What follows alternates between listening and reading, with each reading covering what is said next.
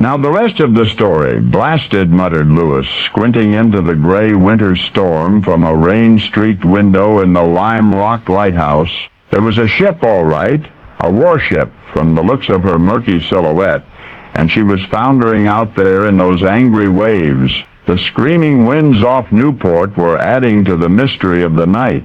Blasted, muttered Lewis again. The doomed vessel was more than half a mile away, which meant the lighthouse keeper probably could not reach her in time. But dismal odds had never stopped Lewis before, and they would not today. And so, leaning into the howling gale, the intrepid sentinel of Rhode Island Sound struggled across the Lime Rock to the wildly pitching skiff moored there. Off came the line, aboard came the oars, and out into the dark madness Lewis rode. The waves were rising higher now, like mountains of icy water tumbling after one another. There was no way to stay on course, one might imagine, for lack of any visible destination. And yet this keeper knew these waters like a schooner knows its rigging by feel as much as by sight. Up and over the endless water mountains Lewis pulled, biting the oars into the brine for a back-aching, timeless time until, suddenly, a whale's length away, a head appeared above the surface,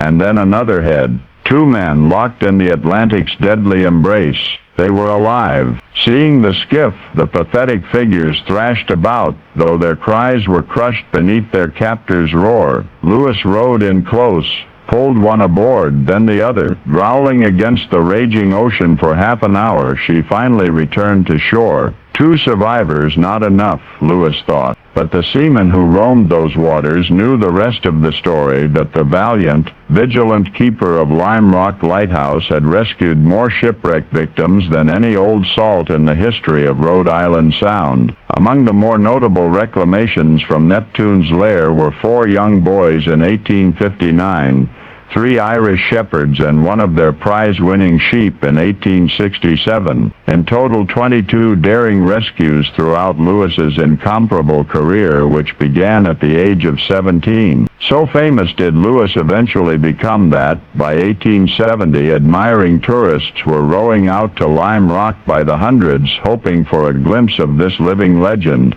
But living legends must die one day. And so, one night in the quiet of Lime Rock Lighthouse, this one did. If there were some people out there who needed my help, the celebrated sentinel had once said, I would go to them even if I knew I could never get back. So just maybe, out there somewhere in that ocean of clouds between us and evermore, an angel stands, waving wayfarers clear of the rocks and on toward the shining shore, a keeper of the lamp, sometimes scorned by landlubbers for behavior unbecoming the fairer gender. You see, the lifelong savior of big, strong men who happened to be a shy, slight woman was named Ida Lewis. And now you know the rest of the story.